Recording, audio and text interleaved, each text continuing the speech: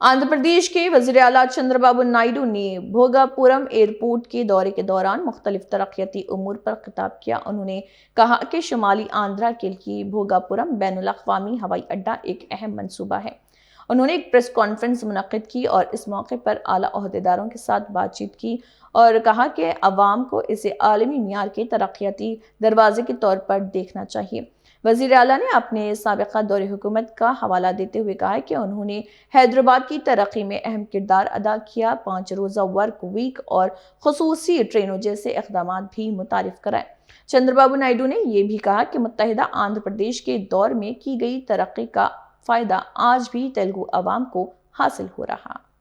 This is the biggest challenge. Population 58%, revenue 46%.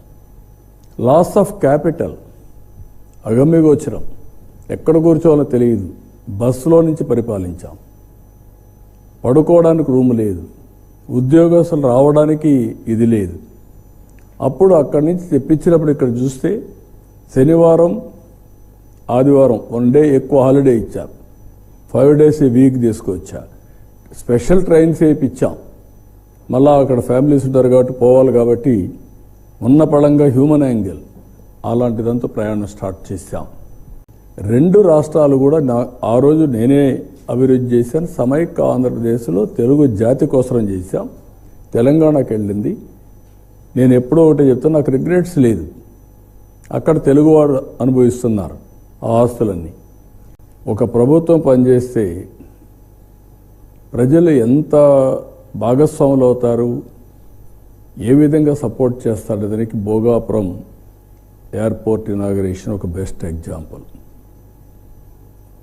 Uttarandhra కదిలి వచ్చారు. అదొక ప్రాజెక్ట్ కాదు,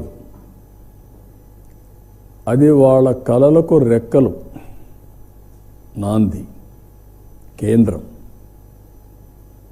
ఎవరి ఫ్యూచర్నైనా సరే అనుసంధానం చేసుకోవడానికి అన్ని పనులు చేసి అది ఒక ఇంటర్నేషనల్ గేట్వేగా తయారు చేశాం.